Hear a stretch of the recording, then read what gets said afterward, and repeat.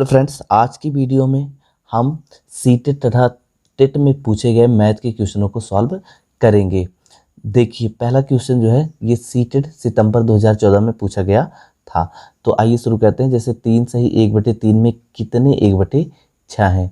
यहाँ पर 3 सही 1/3 है और हमें बताना है कि इसमें कितने 1/6 हैं। तो इसका मतलब हुआ कि 3 सही 1/3 को अगर हम सिंपल फ्रैक्शंस में बदलेंगे तो हो जाएगा 3 3 9 यानी 10/3। और कह रहा है कि इसी 10/3 में कितने 1/6 हैं। तो हमें 1/6 की संख्या निकालनी है 10/3 में। तो ऐसे निकालने के लिए हमें भाग दिया जाता है। तो 1/6 का हम भाग देंगे तो यहाँ 10/3 और ये नीचे वाला अगर बटे में तो ये उल्टा घूम जाएगा 6/1। और इसको हम जब काटेंगे तो 3 1 के 3 3 दूनी 6 यानी 10 दूनी 20। ऑप्शन नंबर सी सही होगा। तो जब भी कभी ऐसे पूछे तो हमें क्या करना होता है, भाग देना होता है। और अगर बटे में भाग दिया गया हो तो उल्टा नंबर करके हम क्या करते हैं, गुणा करा देते हैं। तो आइए अगला क्वेश्चन देखते हैं। अगला क्वेश्चन है सीटेट फरवरी 2014 में पूछा गया है। तो 10 इकाई 11 सैकड़ा और प्लस 12 इकाई बराबर है। इसमें दिया है 10 दहाई। 10 दहाई का मतलब क्या हो गया, 100। यानी 10 दहाई का मतलब हो गया 100, यानी दहाई बराबर होता है 10 के। तो 10 में अगर हम 10 से गुणा करा देंगे तो आ जाएगा 100। और 11 सैकड़ा का मतलब हो गया 1100। 11 सैकड़ा का मतलब हो गया 1100। और उसके बाद 12 इकाई का मतलब क्या हो गया, 12। और इनका फिर क्या कह रहा है कि इन सब का प्लस पूछा गया है कि इनका प्लस कितना होगा। तो इन्हें हमें जोड़ देना है 2 1 2 1। तो 1212, ऑप्शन नंबर डी यही इसका उत्तर होगा। तो दोस्तों बस यही ध्यान देना कि इस टाइप के प्रश्न जो है हर बार एग्जाम्स में पूछे जाते हैं। तो ये जो अगला प्रश्न है वो है सीटेट फरवरी 2014 का है। इसमें दिया है कि 70,560 में 5 और 6 का स्थानीय मानों का गुणनफल क्या है। तो अगर हम 70,500 में अगर 5 का हम स्थानीय मान निकालें और 5 का जब हम स्थानीय मान निकालते हैं तो 5 इकाई दहाई सैकड़ा, सैकड़े के स्थान पे है तो 5 सैकड़ा बराबर हो जाएगा 500। और फिर कह रहा है कि 6 का स्थानीय मान, अगर हम यहाँ पर 6 का स्थानीय मान निकालें तो 6 का स्थानीय मान हो जाएगा, क्योंकि ये इकाई दहाई के स्थान पे हो जाएगा 60। और कह रहा है कि हमें इनका गुणनफल चाहिए। गुणनफल मतलब इनका हमें गुणा करा देना है। अब देखिए 6 पंचे 30 यानी 6 और 5 का गुणा करा देंगे। कितना जीरो है, 1 2 3। यहाँ पर हम 3 जीरो लगा देंगे तो उत्तर आ जाएगा कितना, 30,000। ऑप्शन नंबर सी सही होगा। अगला प्रश्न है, अगला प्रश्न सीटेड 16 फरवरी 2014 का है। 42 के गुणनखंडों की संख्या बतानी है। तो यहाँ पर 42 दिया है, हमें इसका क्या करना है, पहले इसका अभाज्य गुणनखंड कर लेना है। तो अभाज्य गुणनखंड ऐसे किया जाता है जैसे 42 का पहले हम 2 से काटेंगे तो आएगा 2 दूनी 4 2 1 के 2 21 आया। फिर हम 2 से 21 नहीं कटेगा, यहाँ पर हम कितना लेंगे 3 7 3 21। फिर यहाँ 7 है, 7 1 के 7 तो कितना आया 2 गुणे 3 गुणे 7। सबकी पावर कितनी है, 1। हमें पावर ले लेनी है और फिर अभाज्य गुणनखंडों की संख्या निकालनी होती है। तो पावर में हम क्या करते हैं कि 1 जोड़ देते हैं, यानी जो अभाज्य गुणनखंड दिया है इसकी जितनी पावर है उसमें 1 जोड़ देंगे। जैसे 1 जोड़ेंगे तो कितना हो गया, 2 हो गया।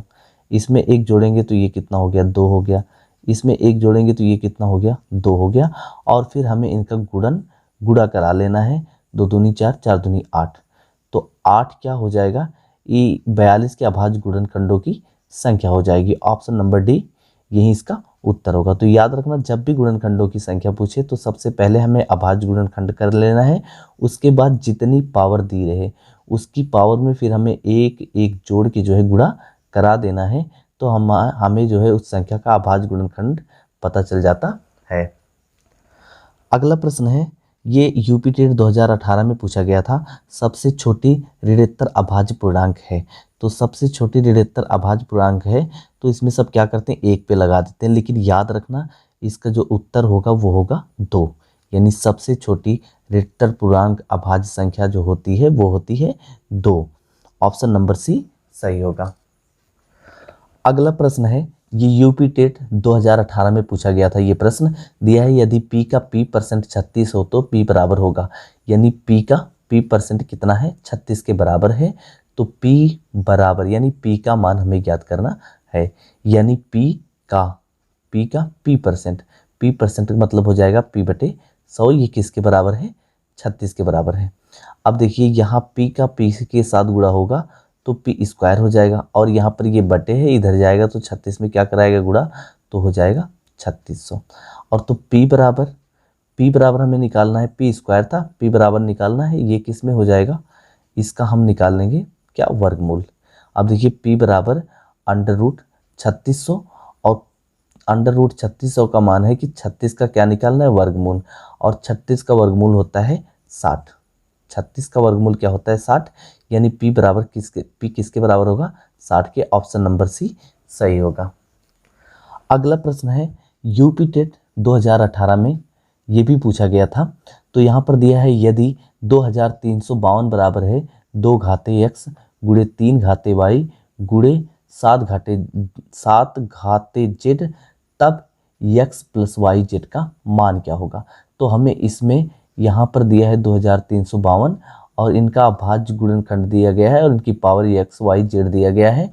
हमें इसी x y z की वैल्यू निकाल के यहाँ पर x प्लस वाई जेड का मान बताना है, यानी इनको जोड़ के हमें इनका मान बताना है। तो ऐसे सवालों के लिए सबसे पहले हम 2352 का क्या करेंगे, अभाज्य गुणनखंड करेंगे।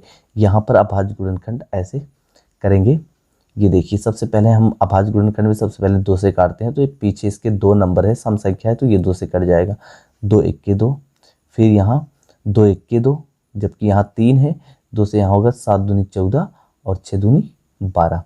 इस तरीके से हम इसका गुणनखंड अभाज्य गुणनखंड करेंगे। अब देखिए फिर 2 से कटेगा, 2 पंचे 10 हो गया, 2 पंचे कितना आया 10, ये 11 है, 10 से 10 घटेगा तो 1 बचेगा, और 8 दूनी 16, यहाँ पर 17 बना, एक यहाँ 16 बनेगा, 8 दूनी 16। फिर हम इसको 2 से काटेंगे तो 2 दूनी 4 और 9 दूनी 18 और 4 दूनी 8। अब फिर इसको 2 से काटेंगे, 2 1 के 2, 2 चौकाट 7 दूनी 14। अब देखिए ये 2 से नहीं कटेगा क्योंकि यहाँ पर क्या है, विषम संख्या है। विषम संख्या अगर इकाई का स्थान पर हो तो 2 से नहीं करता। अब इसको हम 3 से काटेंगे। 3 से काटने के लिए सभी नंबर को जोड़ के 3 से भाग दे दो, अगर कट जाए तो ये 3 से कट जाएगा। जैसे 4 और 1 5 और 7 5 12, तो 12 आया, 3 चौक 12 कट जाएगा। यहाँ 3 से काटेंगे तो 4 3 आई 12, 9 3 कितना 27।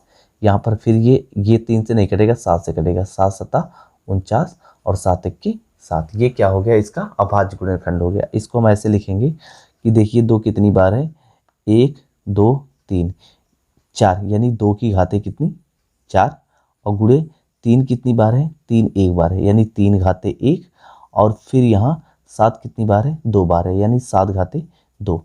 अब देखिए यहाँ पर 2 घातें 4 है, यहाँ पर 2 घातें x है, यानी x बराबर कितने के हो गया, 4 के बराबर हो जाएगा। x की वैल्यू कितने के बराबर हो गई, 4 के, और y की वैल्यू यानी 3 घातें 1 है, यहाँ 3 घातें y है तो 1 के बराबर हो गई। और z बराबर हो जाएगा, यानी 7 घातें 2 है, यहाँ 7 घातें z है तो z बराबर हो जाएगा 2। यहाँ पर पूछा है x plus y plus z बराबर, तो सब जोड़ लेंगे, 4 + 1 + 2, तो जुड़कर कितना हो जाएगा 7। ऑप्शन नंबर सी सही होगा, यही 7 इसका उत्तर होगा। अगला प्रश्न यूपी टेट 2018 में ये भी पूछा गया है, 100 के समभाजकों की संख्या कितनी है। यानी इनका कहने का मतलब है कि 100 के हमें ऐसे भाजक निकालने हैं जो सम होना चाहिए। तो पहली चीज हम 100 के अगर भाजक निकालेंगे तो ये 2 से कट जाएगा, क्योंकि सम 2 क्या है, सम संख्या है, और 100 को काट देगी। अगर 3 क्या है, विषम है, नहीं लेंगे, 4 से कट जाएगा, 4 से 100 कट जाएगा। उसके बाद 5 विषम है, नहीं लेंगे। फिर यहाँ पर अगला नंबर जोड़ेंगे, किससे कटेगा ये, यहाँ पर ये 10 से कटेगा। फिर ये किससे कटेगा, 20 से कटेगा। ठीक है, यानी हमें 100 को ऐसा भाजक लेना है जो 100 को काट दे और क्या होना चाहिए, सम होना चाहिए। फिर 20 के बाद 30 40 नहीं 50 से कटेगा, और ये 100 जो है स्वयं से कटेगा। तो यही क्या है, 100 के समभाजक हैं। तो 1 2 3 4 5 6, यानी कितने भाजकों की संख्या कितनी है, यानी 100 के समभाजकों की संख्या कितनी है, 6। ऑप्शन नंबर बी सही होगा। अगला प्रश्न यूपी टेट 2018 में ये भी पूछा गया है। इसमें दिया है कि बहुभुज के अंतःकोणों का योग 2160 है, बहुभुजों की संख्या बताइए। तो बहुभुजों की संख्या ज्ञात करने के लिए हमें यही फार्मूला याद रखना है, 2n और -4 और यहाँ पर पाई बटे कितना 2 और बराबर, ये किसका फार्मूला है, अंतःकोणों का योगफल का। तो 2160 के बराबर कर देना है, क्योंकि अंतःकोणों का योगफल बराबर होता है 2n - 4 ब्रैकेट में पाई बटे 2 और 2160। अब देखिए हमें बहुभुजों की संख्या निकालनी है और बहुभुजों की संख्या क्या होती है, n। तो हमें n का मान निकाल लेना है, उत्तर आ जाएगा। अब देखिए 2n - 4 और फिर यहाँ पर गुणे कर देंगे और पाई बटे 2 का मतलब, यानी पाई का मतलब होता है 180 और 2 से अगर डिवाइड करेंगे तो कितना आएगा 90। तो यहाँ पर ये 90 के बराबर हो गया और ये हो गया 2160। अब देखिए 2n बराबर -4 और 2160, इधर ये गुणा कर रहा है, इधर ला के भाग करा देंगे, 0 से 0 कैंसिल। और इसको अगर हम काटेंगे तो 9 से 216 काटेंगे तो 9 दूनी 18, यानी 9 दूनी 18 और 18 3 21 3 और 9 चौक कितना 36, ये हो गया 24 के बराबर। अब देखिए 2n बराबर यानी 24, एक इधर जाके इसमें क्या होगा माइनस हो रहा है, इधर जुड़ेगा तो कितना 28, तो n बराबर 28 बटे कितना 2, तो 14 दूना 28, तो कितना आ गया 14। यानी बहुभुजों की संख्या कितनी हो जाएगी 14 के बराबर, यानी 28 से 2 में भाग देंगे तो 14 आएगा।